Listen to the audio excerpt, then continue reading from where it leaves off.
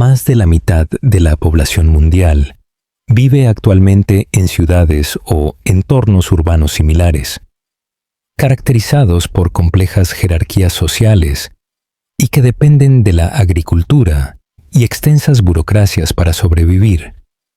Sin embargo, en el panorama general de la historia, estas complejas sociedades surgieron hace muy poco tiempo. En el apogeo de la última glaciación, hace apenas unos 20.000 años, la población mundial apenas alcanzaba los 2 millones de personas, menos del 0,1% de la actual. Las sociedades humanas estaban formadas por grupos de cazadores-recolectores muy dispersos, cuyo estilo de vida no había cambiado mucho desde la aparición de los humanos modernos hace unos 30.000 años. Posteriormente, la población mundial experimentó un crecimiento explosivo. Primero, las personas comenzaron a asentarse en un lugar, luego a cultivar y criar animales. Surgieron aldeas, seguidas de pueblos y finalmente ciudades. Se erigieron los primeros templos y, poco después, surgieron las primeras élites de la humanidad. Con el tiempo, las sociedades se volvieron tan complejas que se requirieron nuevos tipos de administración para su funcionamiento, junto con nuevas formas de registro y correspondencia. El resultado de todo esto fue la civilización, que durante los últimos 5.000 años ha moldeado la vida de casi todos los seres humanos del planeta. La velocidad con la que surgieron civilizaciones humanas complejas en todo el planeta es notable. Durante más de 250.000 de años, la humanidad se mantuvo nómada, siguiendo las estaciones y los rebaños migratorios en busca de alimento y recursos útiles. Grandes cambios en el clima global ocurrieron y desaparecieron, sin que se produjera una gran alteración en este estilo de vida nómada. Tras el final del último máximo glacial, la humanidad se asentó en asentamientos más permanentes. A lo largo de miles de años, estos asentamientos se volvieron cada vez más complejos, y para el año 3000 y 1000 lo que solo puede describirse como civilizaciones, surgía en varios lugares del mundo. ¿Cómo surgieron estas civilizaciones? ¿Qué alejó a la humanidad del estilo de vida de cazadores-recolectores? Fue el resultado de los numerosos cambios que ha experimentado el clima terrestre desde el final de la última glaciación, que habrían obligado a las sociedades humanas a modificar su funcionamiento simplemente para sobrevivir. Por otro lado, cambió algo en la humanidad en su conjunto que la llevó a la rápida adopción de la agricultura y, finalmente, al desarrollo de sociedades urbanas. La respuesta exacta a muchas de estas preguntas aún se debate entre los arqueólogos. A pesar de ello, ahora parece que podemos trazar muchos de los principales desarrollos que dieron lugar a los planos de la civilización que vemos hoy. Y a lo largo de esta serie de 3 episodios, haremos precisamente eso. Comenzaremos examinando la lenta transición de los últimos cazadores-recolectores a sociedades totalmente dependientes de la agricultura para su supervivencia. Analizaremos el surgimiento de asentamientos y centros rituales cada vez más grandes, junto con las prácticas, a veces macabras, que los acompañaron. Finalmente, analizaremos los factores que propiciaron el surgimiento de la primera ciudad del mundo, que contenía el modelo básico para todas las que vendrían después. Sin embargo, antes de continuar con esto, debemos definir qué entendemos realmente por civilización. Quizás la forma más sencilla de definir una civilización sería la de un estado político organizado, caracterizado por entornos urbanos densos y que depende de la agricultura para alimentar a su población. Otros criterios que podemos citar como necesarios para la civilización podrían incluir una jerarquía social visible, patrones de construcción monumentales, y la presencia de herramientas administrativas como la escritura y la alfabetización. Sin embargo, al intentar aplicar estos criterios a la arqueología y definir con exactitud cuándo surgieron estas civilizaciones, nos encontramos con problemas. Esto se debe a que, si bien muchas de estas características están presentes en las sociedades que surgieron en los milenios posteriores a la última glaciación, a menudo se presentan en diversos grados de desarrollo. Algunas de estas características, como vivir en un asentamiento durante todo el año o cosechar semillas de cereales y pastos silvestres, aparecen relativamente temprano, mucho antes de la adopción más sistemática de la agricultura. Otras, como las complejas jerarquías sociales, la administración y la escritura, aparecen milenios después, mucho después de que sus sociedades se volvieran dependientes de una economía agrícola y una vida urbanizada. Entonces, si deseamos explorar los procesos que dieron lugar a civilizaciones reconocibles, ¿por dónde deberíamos empezar? Según la evidencia arqueológica actual, las sociedades complejas surgieron en diversos lugares del mundo, a menudo con centros muy separados tanto por la distancia como por el tiempo. En cada zona, la aparición de estas sociedades complejas fue precedida por la adopción de la agricultura, que se desarrolló de forma independiente en al menos 6 zonas diferentes. En el sudeste asiático, esto incluyó el surgimiento y la expansión de la agricultura a lo largo de las cuencas de los ríos Yangtze y Amarillo en China, desde alrededor del 7000 Lamisekuseto, que sí, casi al mismo tiempo, surgieron aldeas agrícolas a lo largo de las orillas del Nilo en Egipto, así como en las tierras altas de Nueva Guinea. 2000 años después, la agricultura también surgió en partes de Sudamérica y a lo largo de la cuenca fluvial del centro de México, antes de extenderse finalmente a Norteamérica alrededor del año 2000. Las formas exactas que adoptaron estas primeras sociedades agrícolas variaron considerablemente según la disponibilidad de cultivos y fauna local. En zonas como Egipto y China, se podían domesticar grandes animales de manada, como vacas salvajes, cerdos, ovejas y búfalos de agua. En comparación, zonas como Sudamérica contaban con pocos mamíferos grandes, y las necesidades proteicas de sus habitantes se satisfacían mediante el cultivo de plantas como frijoles, calabazas y maíz. A menudo, este proceso de cultivo se ha asociado con cambios ambientales repentinos, que habrían obligado a una mayor intervención humana en el crecimiento de especies vegetales y animales silvestres. Pero ahora, parece claro que esta transición fue el resultado de una serie de procesos superpuestos, cada uno de los cuales tardó miles de años en madurar. Probablemente podríamos comprender mejor estos procesos observando cualquiera de los múltiples centros donde la agricultura surgió de forma independiente. Sin embargo, para esta serie, centremos nuestra atención en el área donde se cree que surgieron las sociedades agrícolas complejas más tempranamente, y donde quizás se comprendan mejor los procesos que llevaron a su desarrollo.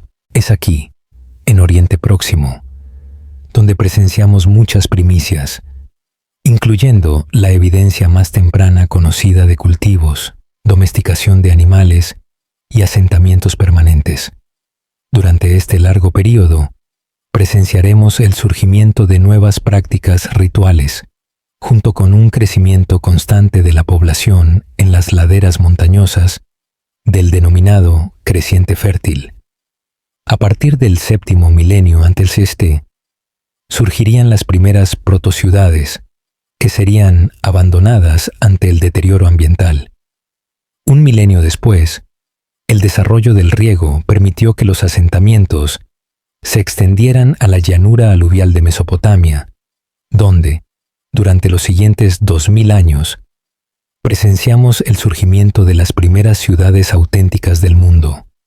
Dentro de estas ciudades encontraremos los primeros entornos urbanos auténticos del mundo, marcados por una compleja jerarquía social y una mano de obra especializada. Finalmente, presenciaremos el desarrollo de sofisticados sistemas de registro y administración, un proceso que culminó en los primeros ejemplos conocidos de escritura del mundo. Pero por monumentales que sean estos logros, no es aquí donde comenzamos nuestra historia. De hecho, si deseamos explorar los orígenes de las complejas sociedades humanas en esta región, no debemos comenzar con el surgimiento de las primeras ciudades reconocibles, ni con la aparición de cultivos y animales con estas características de domesticación. En cambio, nuestro viaje comienza mucho antes de cualquiera de estos desarrollos, en el apogeo de la última glaciación. El mundo del último máximo glacial era muy diferente al que conocemos hoy. Durante este período, que duró aproximadamente entre el 21.000 y el 15.500 Ceto, las temperaturas terrestres fueron, en promedio, 20 grados Celsius más bajas. En el norte de Europa y América, vastas áreas se encontraban bajo capas glaciares de unos 3 kilómetros de espesor. Los niveles del mar eran hasta 30 metros más bajos que los litorales actuales, y la enorme cantidad de agua contenida en los glaciares dejó un mundo mucho más árido que el actual. Los desiertos se extendían por distancias mucho mayores, mientras que las selvas tropicales se reducían a pequeñas áreas alrededor del Ecuador. En el norte de Europa, la llanura baja de Doggerland aún conectaba Gran Bretaña con el resto del continente, mientras que en el sureste asiático, la única masa continental de Sunderland aún conectaba muchas de las islas de la actual Indonesia y Malasia. Para entonces, los humanos anatómicamente modernos se encontraban en todos los continentes del Viejo Mundo, y es posible que ya hubieran llegado al norte de América a través del puente terrestre de Beringia. Para la mayoría de los habitantes de Eurasia y África, la vida seguía un patrón de caza-recolección que había sido familiar durante gran parte de la existencia humana. La mayoría de los pueblos aún habrían mantenido un estilo de vida mayoritariamente nómada, viviendo en campamentos estacionales compuestos por viviendas y chozas sencillas. Además de cazar los grandes mamíferos y la megafauna de la época, estos grupos también habrían explotado presas más pequeñas, como peces, reptiles y mariscos. Esta dieta también se habría complementado periódicamente con la recolección de alimentos vegetales simples, como nueces, bayas, tubérculos y, ocasionalmente, semillas de hierbas silvestres. Este período, conocido como el Paleolítico o Edad de Piedra Antigua, habría albergado sociedades humanas similares a las de los últimos 50.000 años. Pero si observamos con más detenimiento estas comunidades y consideramos tendencias sociales y tecnológicas más amplias, descubrimos que la vida de los cazadores-recolectores ya venía complejizándose desde hacía tiempo. Desde aproximadamente el 40.000 y una cultura conocida como el auriñaciense se venía desarrollando en gran parte de Europa y el Levante. Además de las herramientas de lasca de larga tradición, este período se caracteriza por la aparición de herramientas más refinadas, como hachas de mano cuidadosamente talladas, raspadores y una gama de hojas de piedra especializadas hechas de sílex. Además de las herramientas de piedra, también observamos la aparición de un número creciente de herramientas especializadas de hueso y marfil, como puntas de armas, agujas y pequeños instrumentos diseñados para perforar agujeros. El desarrollo de estas herramientas coincide con la aparición de prendas de vestir a medida, como polainas y abrigos, así como de textiles primitivos como las cestas. Y junto con estos nuevos avances tecnológicos, también observamos signos crecientes de complejidad cultural en estos asentamientos, incluyendo quizás los primeros ejemplos de obras de arte complejas en Europa y Oriente Próximo.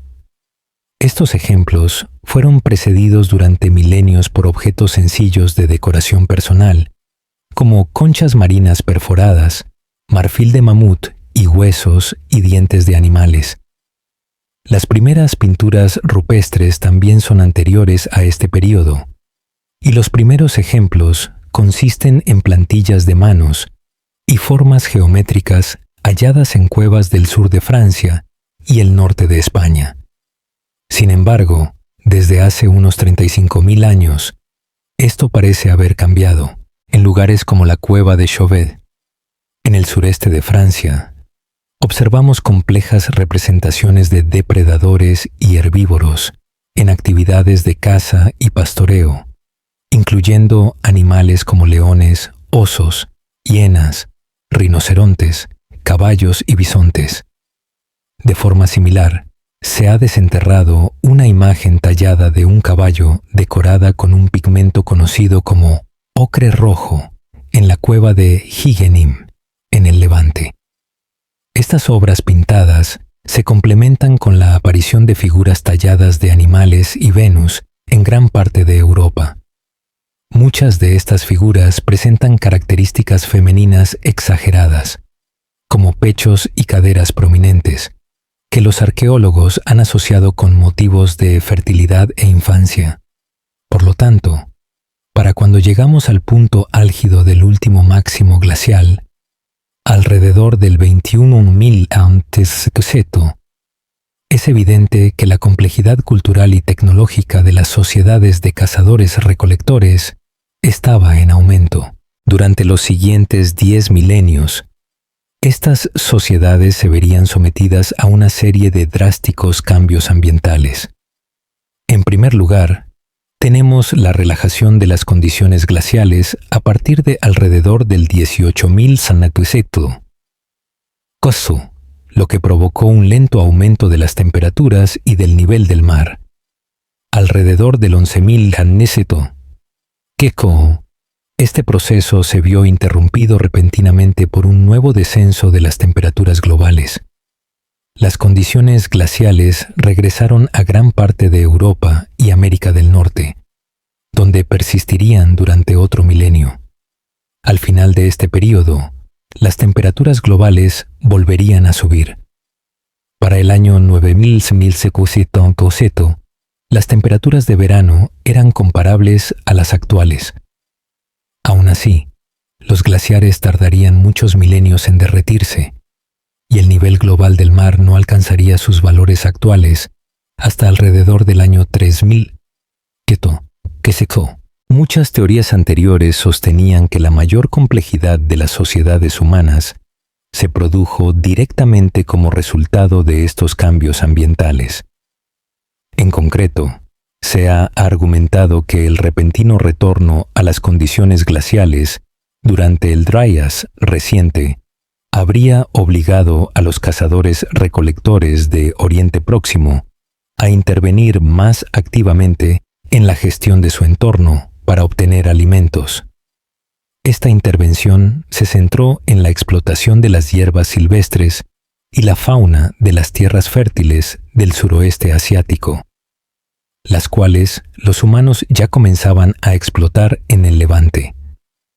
Sin embargo, desde mediados del siglo XX, ha surgido cada vez más evidencia de que estos procesos comenzaron mucho antes del inicio del Dryas reciente, y de que la adopción de la agricultura no era segura ni irreversible. Entonces, ¿a qué nos referimos cuando hablamos de agricultura? Una definición simple podría ser la gestión deliberada de plantas y animales para la producción de alimentos para el ser humano. Esta producción ocurre en un entorno artificial, donde los animales domésticos y los cultivos se mantienen separados de sus equivalentes silvestres.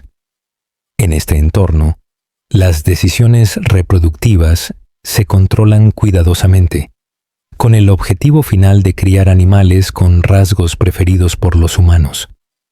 Este tipo de descripción es válida si consideramos los sistemas agrícolas desarrollados que surgieron en Oriente Próximo alrededor del año 9000 Lowletes-Tolamate, cuando surgieron formas más modernas de cultivos y animales.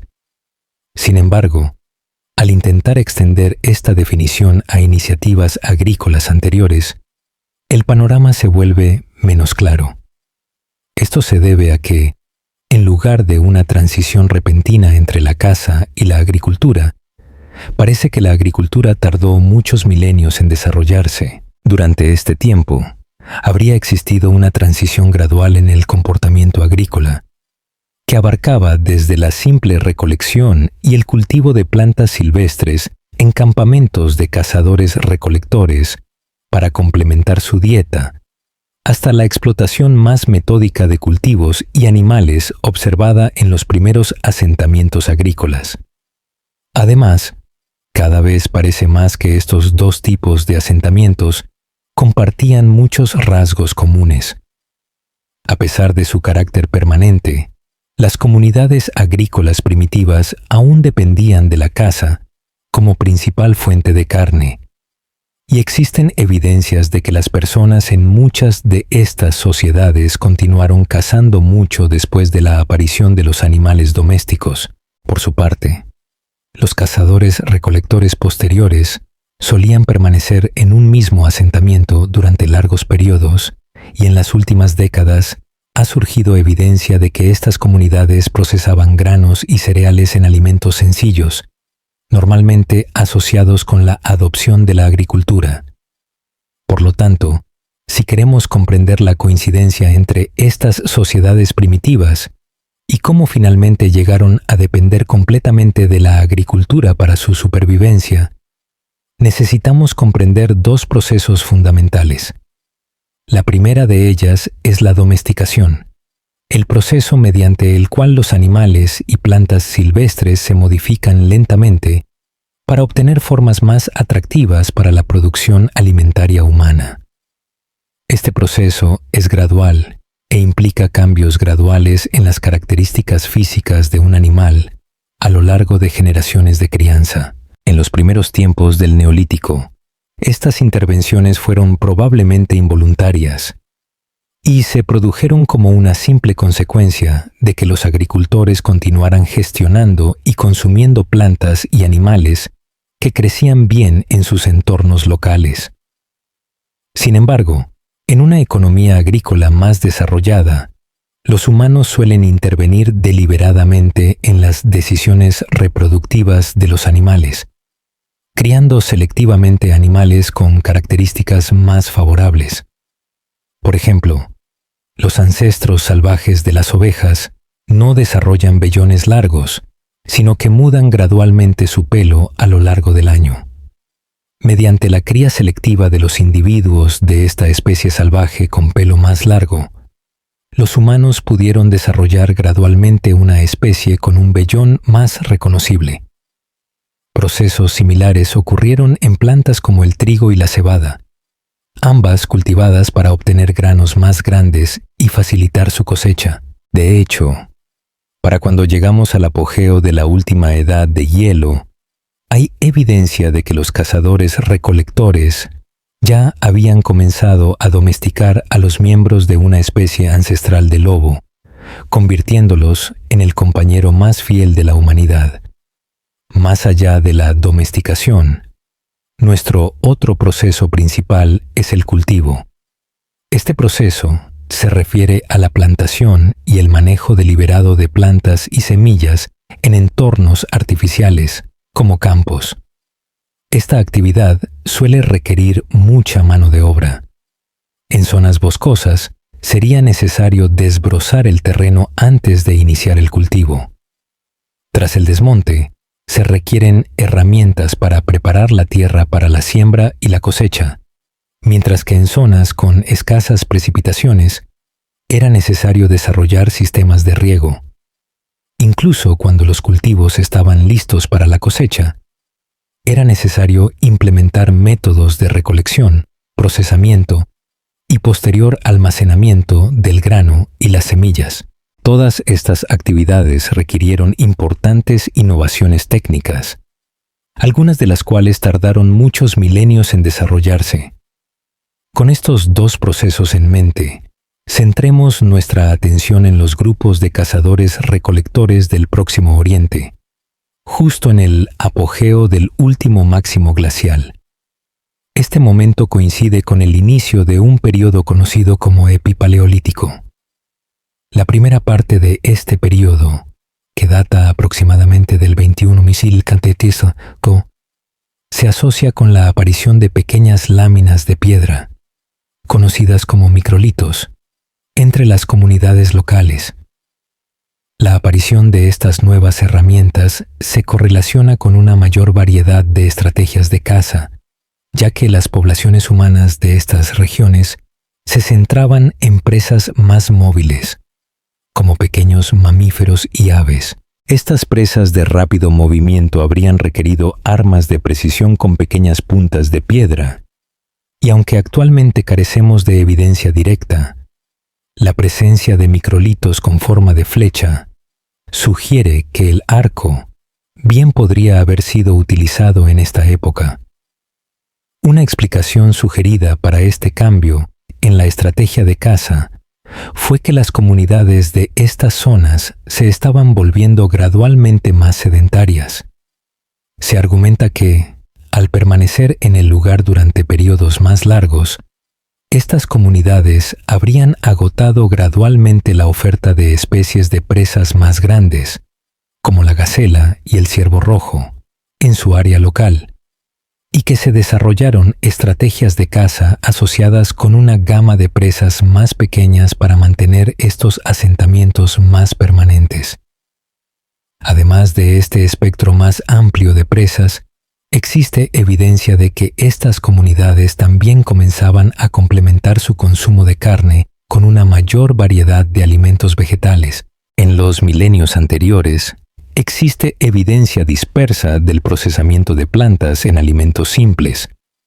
Estas actividades se materializan en muelas del Paleolítico Superior halladas en yacimientos fuera de Oriente Próximo, en Italia, Rusia y la República Checa. Sus superficies contienen residuos vegetales asociados a la molienda de granos para obtener harina. Sin embargo, más allá de este pequeño número de hallazgos, se cree que este tipo de explotación de alimentos vegetales en los asentamientos humanos europeos no se habría producido hasta muchos milenios después. En el Levante, sin embargo, existen pruebas de que un pequeño número de comunidades ya recolectaban grandes cantidades de material vegetal durante este periodo. A finales de la década de 1980, se descubrió un yacimiento extraordinario a orillas del mar de Galilea, en el norte de Israel, conocido como Ojalo Seudo. Este yacimiento data de la cima del máximo de las glacias. Aquí, los arqueólogos han descubierto los restos agrupados de un asentamiento epipaleolítico temprano, incluyendo los restos conservados de 6 chozas de ramas. Los pisos de cada uno de estos edificios ovalados fueron cuidadosamente excavados a nivel del suelo, tras lo cual se construyeron muros con ramas de sauces, tamariscos y robles. Además de estas cabañas, también se encontraron numerosos hogares en el sitio, junto con una zona designada para la eliminación de residuos domésticos. Este asentamiento, altamente organizado, ha sido datado por carbono alrededor del 20.000 y parece haber estado ocupado de forma permanente durante varias generaciones sucesivas. Al final de este periodo de ocupación, cada una de estas viviendas fue incendiada, sellando su contenido. Poco después, el nivel del agua subió y cubrió el asentamiento. Esta combinación de carbonización y sedimentación contribuyó a preservar gran parte del material orgánico asociado con este campamento. Tal era el estado de conservación que una cabaña aún contiene materiales de cama reconocibles, junto con una gran cantidad de microlitos, huesos de animales y una vasta colección de material vegetal. Estos restos demuestran que los ocupantes de Ojalo Segundo explotaban una amplia gama de especies de presas locales, como ciervos rojos, liebres, zorros y diversas aves estacionales. Sin embargo, lo más significativo es la colección de unas 150.000 semillas y frutos que se encontraron depositados en las cabañas. Estas semillas incluían bellotas, legumbres y cereales silvestres como el trigo escanda y la cebada. Además de este material vegetal, se han desenterrado herramientas de piedra similares a hoces, junto con muelas sencillas que evidencian su uso para procesar semillas de plantas.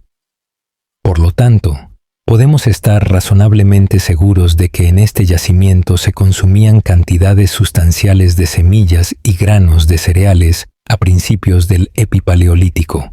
Varios paleobotánicos incluso han reportado la presencia de especies de malezas en Ojalo Segundo asociadas con el cultivo, lo que sugiere que las especies vegetales ya se explotaban sistemáticamente. Si bien estas hoces y herramientas de molienda se usaban sin duda en lugares como Ojalo Segundo y en yacimientos como Engebirni, más al este, actualmente hay poca evidencia de que su uso fuera común en todo el Levante. De hecho, parece haber poca similitud entre Ojalo Segundo y sus comunidades circundantes, que siguen siendo pequeñas y móviles. Aún así, este yacimiento nos proporciona evidencia de que los grupos comenzaron a experimentar con la vida sedentaria mucho antes de que el cultivo de plantas se convirtiera en una forma de vida común. Esta tendencia hacia asentamientos permanentes continúa al llegar al Epipaleolítico Medio.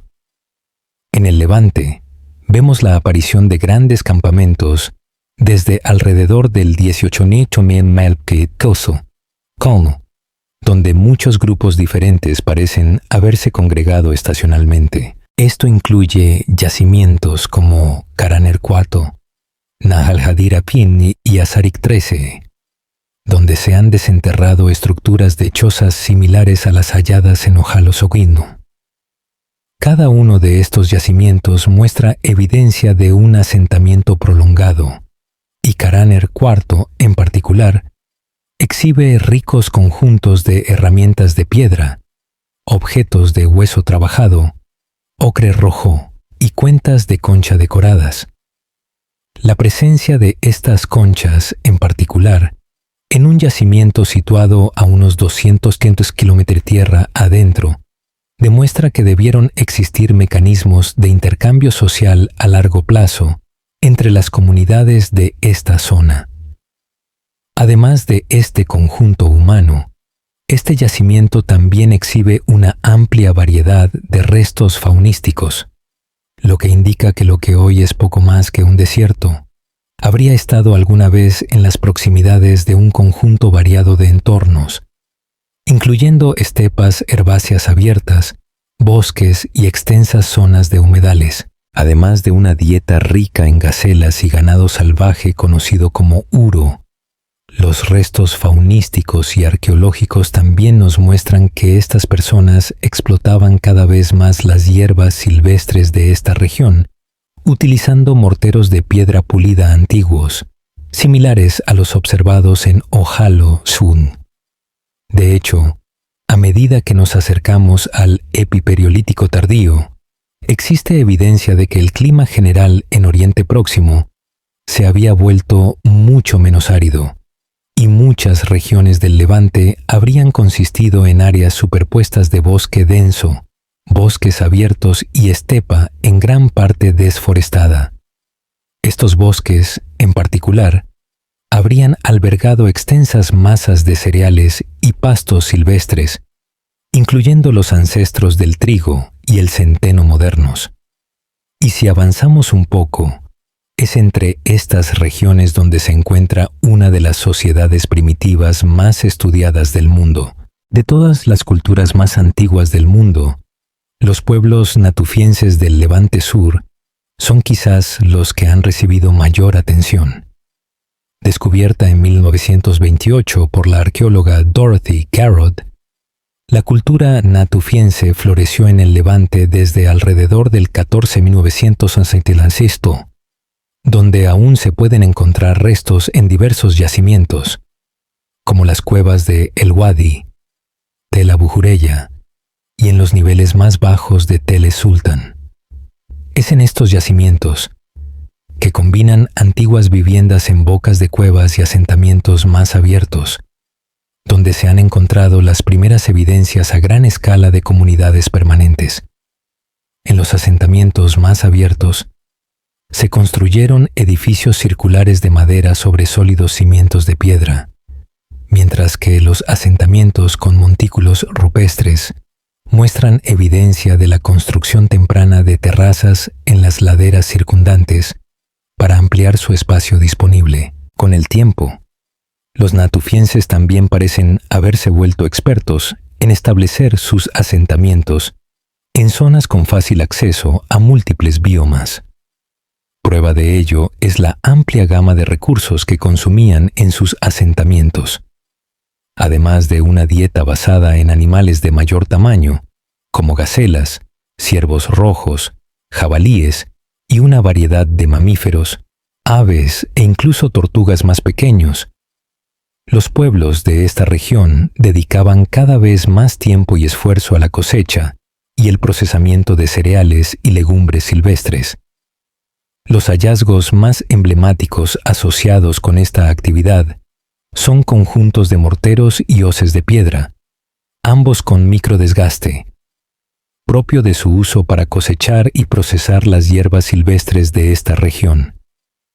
En comparación con las sencillas muelas y hoces desenterradas en Ójalos o Buto, las herramientas halladas en yacimientos de la era natufiense representan un refinamiento significativo. Los morteros de piedra hallados en yacimientos natufienses suelen estar cuidadosamente tallados en basalto negro, lo que les permite contener una mayor cantidad de material.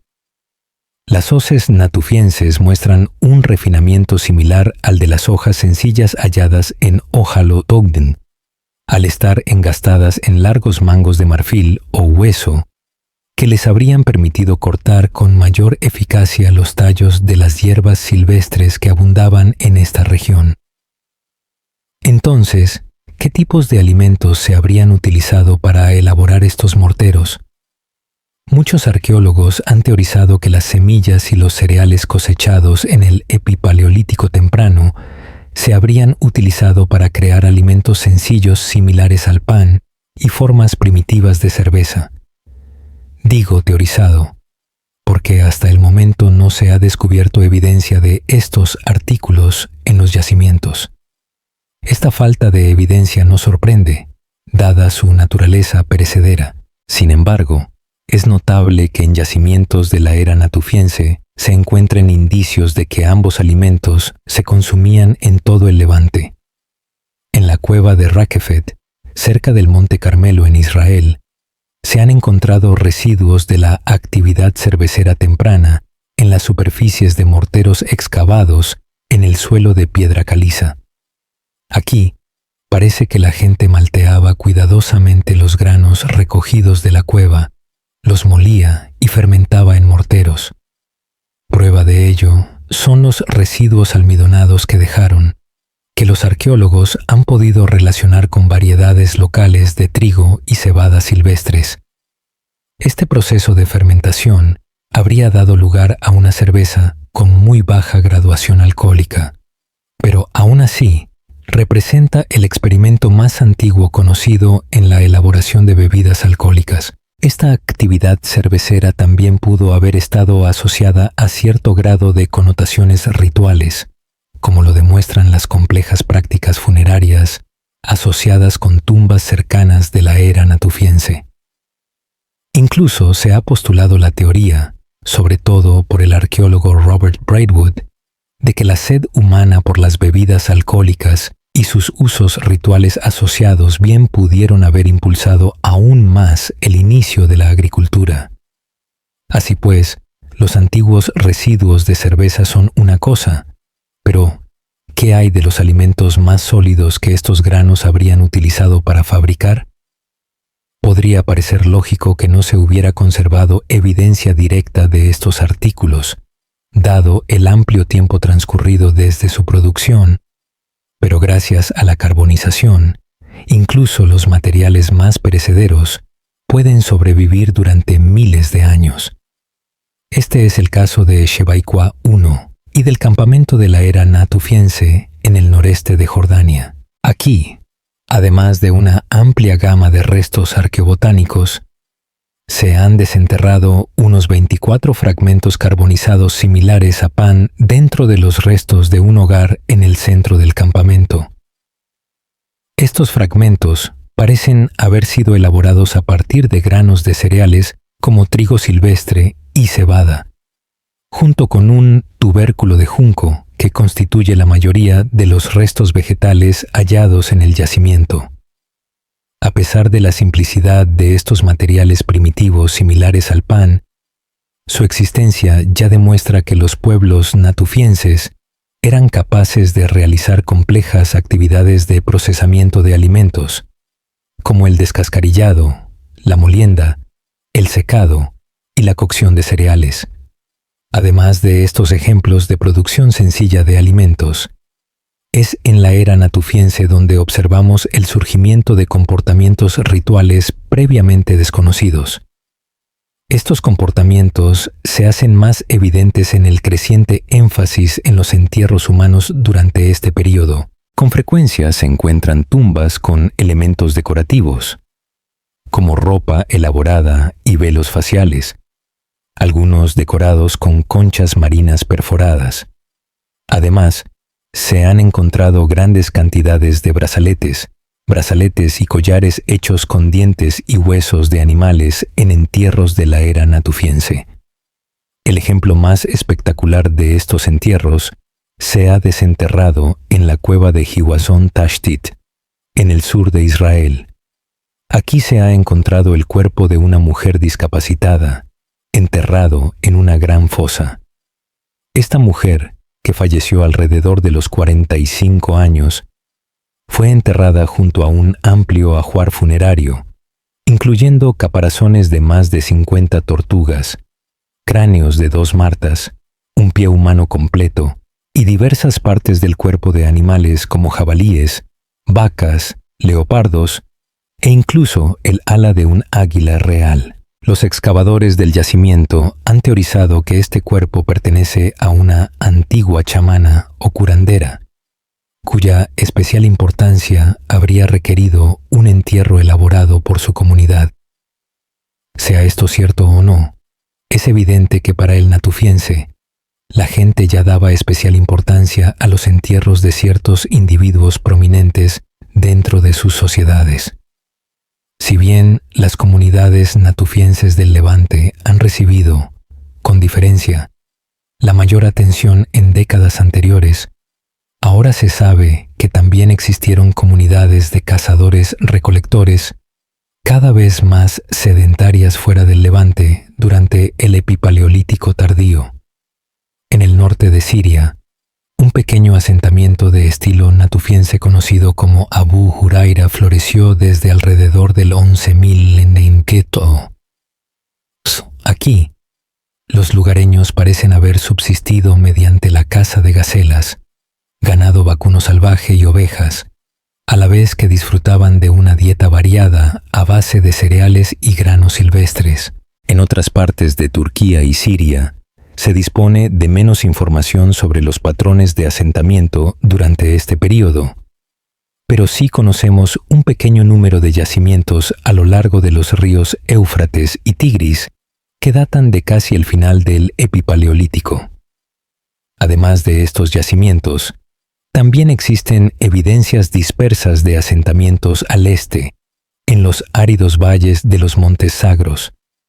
Estos yacimientos, conocidos colectivamente como la cultura saciana, son aproximadamente contemporáneos de los natufienses y datan de entre el 18.000 y el 8.000 NCTC.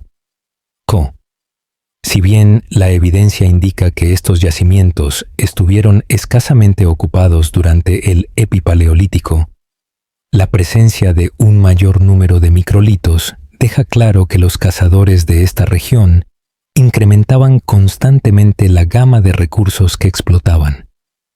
Llegamos ahora a la parte final del Epipaleolítico, un período que coincide con un importante cambio en el clima global. Como ya comentamos, para el año 11.000 KC, las temperaturas globales habían aumentado significativamente, lo que trajo consigo un clima más cálido y húmedo en gran parte del Próximo Oriente. Pero tan solo 200 años después, se produjo un repentino retorno a condiciones más frías en gran parte de Europa y Asia.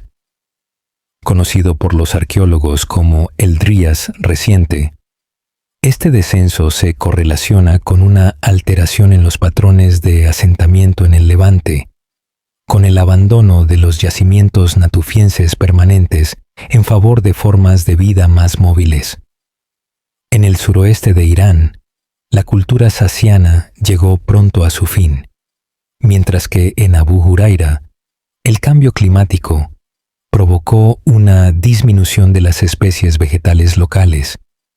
Al principio, parece que sus habitantes respondieron aumentando el número de especies vegetales que explotaban, incluyendo el cultivo más antiguo confirmado de centeno silvestre, capaz de soportar las condiciones más frías. Sin embargo, estos esfuerzos fueron en vano, y el asentamiento fue abandonado poco antes del final del Epipaleolítico. Las causas exactas del Dryas reciente aún son motivo de debate entre los arqueólogos. Las teorías sobre su origen incluyen cambios en los patrones de circulación atlántica, un aumento global de la actividad volcánica o incluso el impacto de un asteroide en Norteamérica. Actualmente, la teoría más aceptada sobre su origen es que el lento retroceso de los glaciares norteamericanos, tras el fin del último máximo glacial, provocó la entrada de grandes cantidades de agua de deshielo en el Atlántico Norte. Se teoriza que esta agua habría alterado los sistemas naturales de transporte oceánico, que transportan agua más cálida desde los trópicos hacia el hemisferio norte. Esta alteración provocó el retorno a condiciones glaciales en gran parte del norte de Europa y América, mientras que en Oriente Próximo, muchas zonas se habrían vuelto repentinamente más frías y secas que antes. Los efectos exactos habrían variado según el lugar, pero parece probable que en muchas zonas del interior, los cereales y las legumbres silvestres explotadas por los asentamientos humanos se hubieran vuelto menos abundantes, al igual que muchas de las especies animales que constituyen la base de su dieta. Como comentamos al principio de este episodio, durante mucho tiempo se argumentó que esta repentina crisis climática estaba relacionada con el inicio del cultivo de plantas en las comunidades del suroeste asiático. Se argumenta que esta disminución de recursos habría obligado a los pueblos de estas regiones a intervenir más en la gestión de los cultivos y el ganado. Ciertamente, parece que estos cambios ambientales habrían contribuido a las presiones locales, pero, como ya hemos visto, este proceso de cultivo parece haber comenzado incluso antes del inicio del Dryas reciente. Además, no hay evidencia de una transición rápida a economías agrícolas mixtas durante este periodo, y las formas totalmente domesticadas de animales y cultivos no surgen hasta milenios después. En cambio, los cazadores-recolectores de esta región simplemente parecen haber adoptado un estilo de vida más móvil, volviendo a una existencia más sedentaria solo tras el regreso de condiciones más favorables. A mediados del 6 milenio antes CC, El período frío que había caracterizado al Dryas reciente estaba llegando a su fin. En un lapso de unos 50 años, la temperatura global aumentaría a unos 7 grados Celsius y para finales del milenio, las temperaturas estivales en gran parte del cercano Oriente alcanzarían niveles similares a los de la época moderna. Con este aumento de temperatura también se produjo una expansión de las zonas boscosas y de pastizales en gran parte del cercano Oriente. Aquí entramos en un periodo conocido como el Neolítico o Nueva Edad de Piedra. Este periodo data de alrededor del 9600 CE y puede dividirse claramente en dos partes, que se distinguen entre sí por la aparición de un nuevo elemento en el registro arqueológico. La primera, conocida como Neolítico precerámico, se distingue del Neolítico cerámico posterior por la ausencia de sus características vasijas de arcilla cocida en sus capas arqueológicas. Para complicar aún más las cosas, el Neolítico precerámico puede dividirse en un periodo anterior, que duró hasta alrededor del 8800 CE, y un periodo posterior, que data de mediados del séptimo milenio a.C. Estos dos periodos, a menudo denominados A y B por los arqueólogos, se distinguen entre sí por una amplia gama de innovaciones culturales y tecnológicas, junto con la lenta aparición de formas domesticadas de plantas y animales a finales del Neolítico precerámico. Comencemos, pues, examinando los primeros asentamientos del Próximo Oriente a mediados del Sins milenio a.C., justo al comienzo del Neolítico precerámico. Hasta donde sabemos, las personas de estas sociedades habrían vivido en comunidad, de forma similar a como lo hicieron durante las épocas anteriores de cazadores-recolectores. Además de seguir cazando juntos en grupo, actividades como el cultivo, el procesamiento y la cocina de cultivos también parecen haber sido realizadas por varios hogares.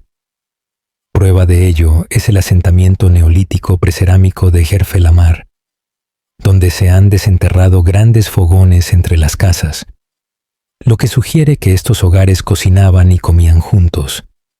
La base del suministro de alimentos de estos asentamientos seguiría proveniendo de la caza de fauna local, pero también hay evidencia de que los cereales cultivados habrían constituido una proporción cada vez mayor de la dieta de los habitantes a medida que avanzaba el Neolítico precerámico.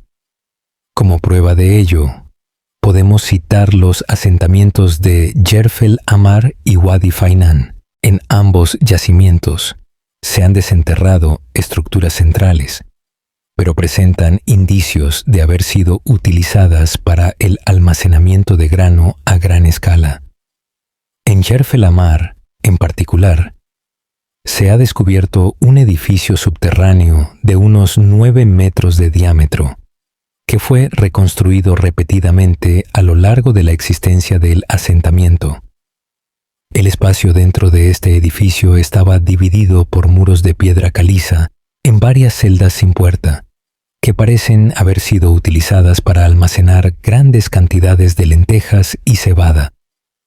Alrededor de esta estructura se encontraban una serie de edificios rectangulares con pesadas piedras de molino, lo que indica que se utilizaban para procesar grandes cantidades de grano en harina. Estos edificios comunales son actualmente desconocidos en yacimientos natufienses anteriores, y su importancia fue tal que se conservaron estructuras similares, incluso durante la remodelación del asentamiento.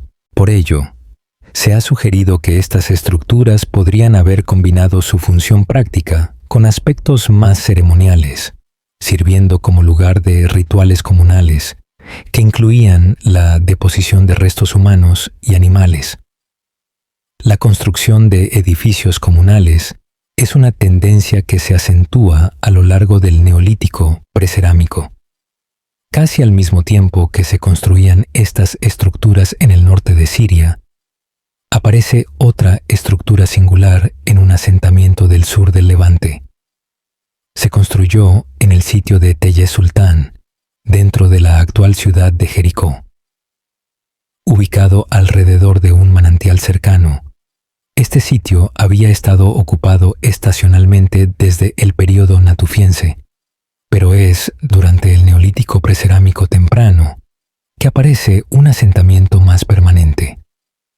Este asentamiento, que se caracteriza por edificios de piedra y adobe con forma de matriz, está rodeado por una enorme muralla que encierra un área de unas 3 hectáreas.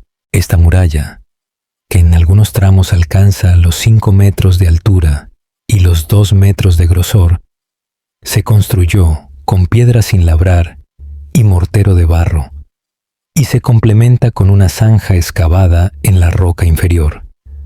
Casi al mismo tiempo que se construyó en el interior de la muralla una monumental torre de piedra de unos 7 metros de altura, que alberga una compleja escalera interior que conduce a la plataforma superior. La función exacta de esta muralla y torre sigue siendo incierta. La excavadora original del yacimiento, Kathleen Kenyon, afirmó que estas estructuras habrían servido como fortificaciones defensivas para las viviendas que rodeaban. Además de su gran tamaño, también señaló la presencia de una capa de destrucción dentro de la torre, junto con el entierro de 12 cuerpos al pie de su escalera que presentaban señales de violencia. Sin embargo, otros arqueólogos tienen menos certeza.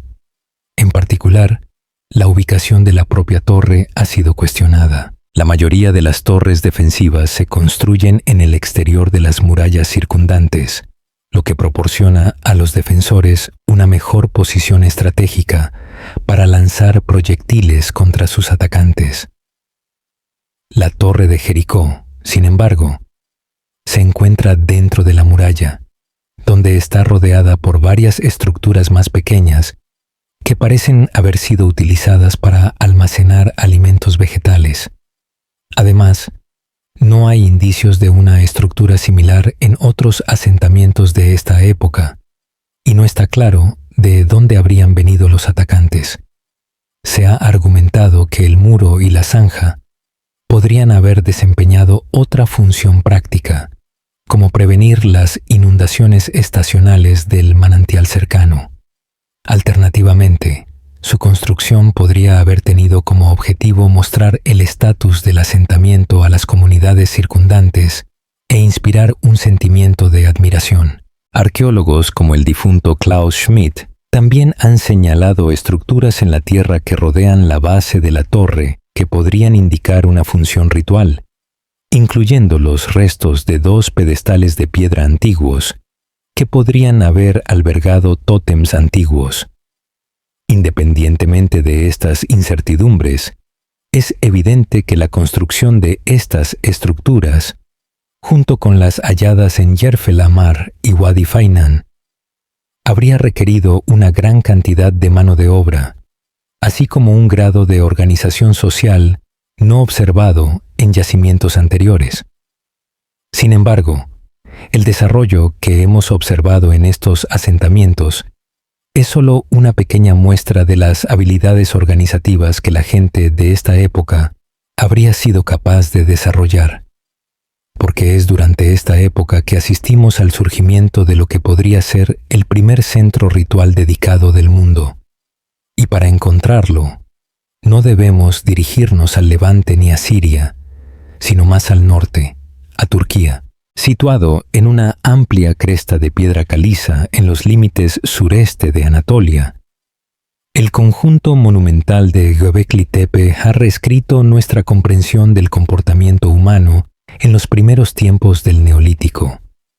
Descubierto a principios de los años 90 por el profesor Klaus Schmidt, este vasto yacimiento consiste en un montículo artificial de tierra de más de 300 metros de diámetro.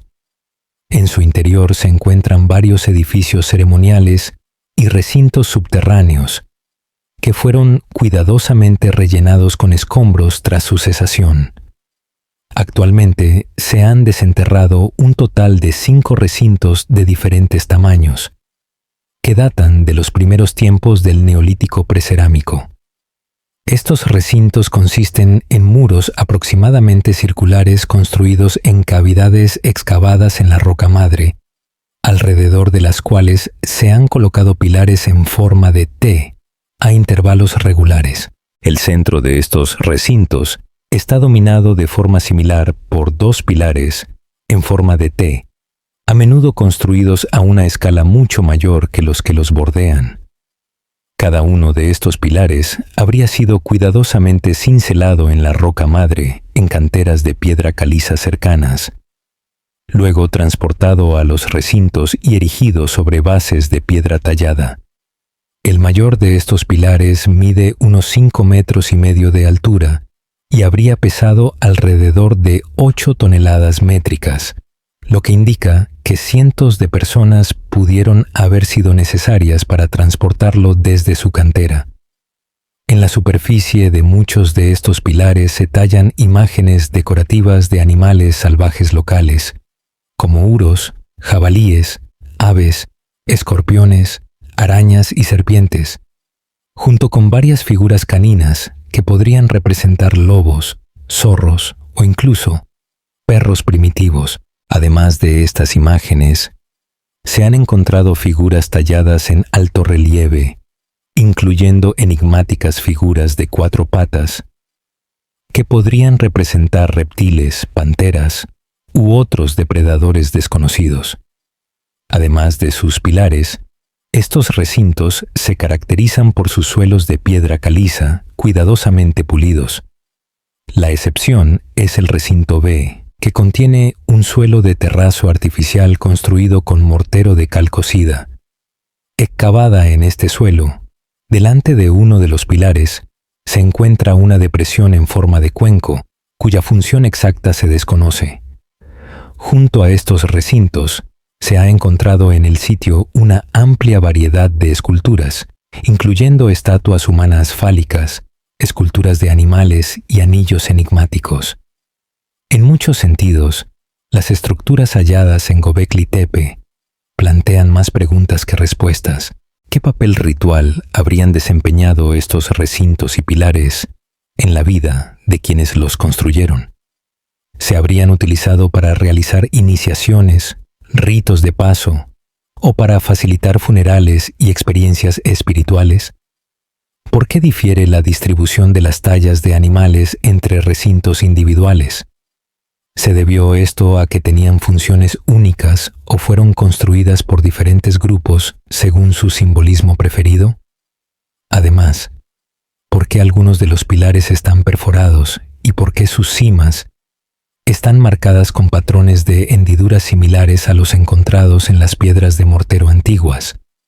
Además de estas preguntas funcionales, los detalles estructurales básicos de los recintos siguen sin estar claros.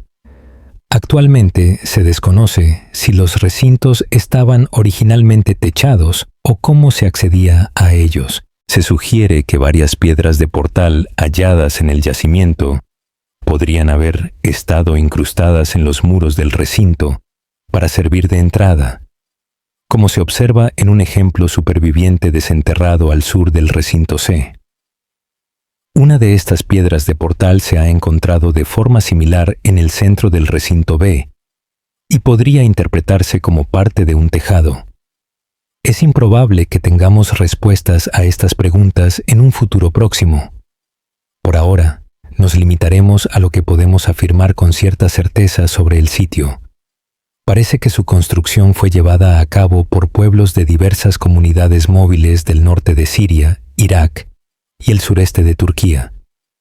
Estas comunidades parecen haber sido mayoritariamente cazadoras-recolectoras, lo que podría explicar la abundancia de imágenes de animales salvajes talladas en los pilares. Y si bien estas comunidades parecen haber sido al menos semimóviles, también hay evidencia de que ya habían comenzado a explotar las especies vegetales locales. Según el excavador del yacimiento, Klaus Schmidt, este habría funcionado como centro ritual y santuario, donde estas comunidades se habrían reunido periódicamente. De hecho, se conocen pilares en forma de T y sus símbolos relacionados en yacimientos posteriores dentro de un amplio radio de Göbekli Tepe. También se han encontrado motivos animales similares grabados en tablillas en el asentamiento contemporáneo de Yerfel Amar, lo que sugiere que ya existía un lenguaje común de signos y simbolismo entre estas comunidades distantes. En cuanto a los pilares, los excavadores del yacimiento confían en que representan figuras humanas exageradas.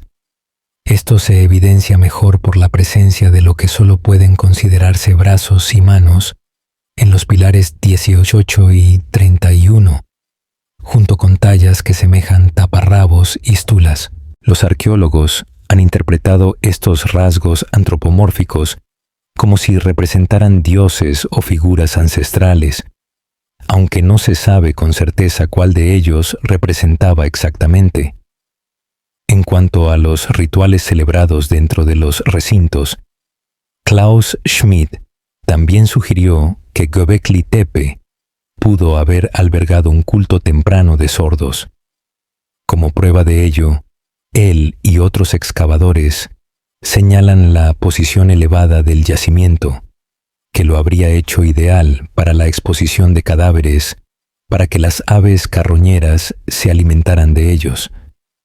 Aves como buitres aparecen con frecuencia entre las imágenes representadas en los pilares, junto con otros animales depredadores asociados con la muerte. Si los cuerpos se expusieron de esta manera en este sitio, esto podría explicar la necesidad de los recintos circundantes, que habrían ocultado esta actividad. Sin embargo, cabe destacar que no se ha encontrado evidencia clara de enterramientos en Göbekli Tepe que datan de este período, lo que indica que los restos de cualquier cuerpo expuesto aquí debieron haber sido desechados en otro lugar. Partiendo de esta teoría, podemos afirmar que, independientemente de los rituales asociados a la construcción y el uso de estos recintos, parecen estar marcados por un nivel de festines sin precedentes. Se han encontrado pruebas de esta actividad entre los escombros utilizados para rellenar los recintos al final de su vida. Aquí se han desenterrado numerosos huesos de gacelas y uros, muchos de los cuales han sido fracturados para extraer su médula ósea. El gran volumen de estos huesos parece demasiado grande como para ser el resultado de un único festín. En cambio, parece más probable que se transportaran grandes cantidades de huesos desde un lugar cercano, aunque su ubicación aún no se ha determinado. Los excavadores del yacimiento también han teorizado que estos festines habrían incluido el consumo de grandes cantidades de bebidas alcohólicas. De hecho, ya sugerimos que el alcohol podría haber desempeñado un papel ritual similar en las sociedades natufienses. En el caso de Göbekli Tepe, la evidencia de esta actividad es limitada.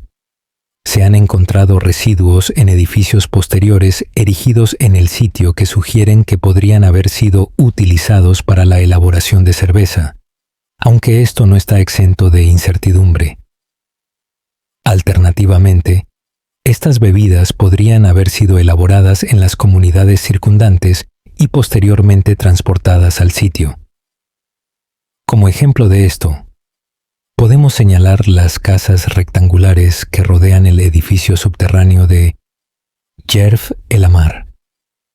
Además de contener morteros y hornos, algunos de estos edificios también contienen grandes tinas de piedra caliza, que bien podrían haber sido utilizadas para la fermentación de granos y cereales recolectados. De hecho, el suministro de estas bebidas y festines pudo haber sido un incentivo necesario para reclutar y organizar una fuerza laboral lo suficientemente numerosa como para permitir la construcción del recinto. Finalmente, cabe mencionar que la presencia de estas vastas estructuras comunales, junto con las halladas en asentamientos neolíticos precerámicos tempranos, sugiere que la complejidad organizativa y ritual de las sociedades humanas en Oriente Próximo se fue haciendo cada vez más compleja a lo largo del Neolítico precerámico temprano. Sin embargo, lo interesante de muchos de estos centros es que, si bien habrían requerido un gran número de trabajadores para construir sus estructuras comunales, a menudo los espacios rituales resultantes son pequeños. No es seguro, pero es posible que el acceso a los interiores en ocasiones rituales ya estuviera limitado a un pequeño número de personas importantes, aunque se desconoce cómo fueron seleccionadas. Así pues, al llegar al final del Neolítico precerámico, podemos afirmar que el yacimiento de Göbekli Tepe representa un aumento drástico en la capacidad organizativa de la humanidad. Nunca antes se había erigido un sitio ritual a tal escala, ni se había requerido tanta mano de obra para su construcción. La perdurable importancia de este centro para los pueblos cazadores-recolectores que lo construyeron se refleja en cómo regresaron a él durante siglos, desarrollando progresivamente sus recintos y las mitologías asociadas. Sin embargo, las complejas tallas de animales que se ven en sus pilares y estatuas representan uno de los últimos grandes florecimientos de la simbología cazadora-recolectora. Es en los 2 milenios siguientes cuando presenciamos el surgimiento de nuevas razas de ganado vacuno, porcino, ovino y caprino doméstico, que gradualmente reemplazarían la necesidad de la caza en todo Oriente Próximo. En nuestro próximo episodio, analizaremos el surgimiento de estas razas y veremos cómo las comunidades llegaron a depender de economías agrícolas dedicadas para su supervivencia. En esta época, la importancia de Göbekli Tepe y su simbolismo animal asociado comenzó a decaer. Los recintos posteriores en su sitio se construyeron a una escala mucho menor que sus precursores y poco a poco perdieron gran parte de su simbolismo animal en favor de la actividad comunitaria de procesamiento de granos. Pronto, el templo más antiguo conocido del mundo quedaría enterrado y olvidado. En su lugar, surgirían nuevas prácticas rituales, centradas en edificios erigidos en el corazón de sus respectivas comunidades. Los cráneos humanos, ya un objeto preciado, se convirtieron cada vez más en el centro de un culto que se extendió por todo Oriente Próximo, donde los rasgos de los difuntos se remodelaban en yeso y se conservaban como objetos ceremoniales. Finalmente, hacia el final del Neolítico precerámico, vemos el surgimiento de lo que solo puede denominarse megasitios, capaces de albergar personas, a una escala sin precedentes. Hablaremos de todo esto y más la próxima vez.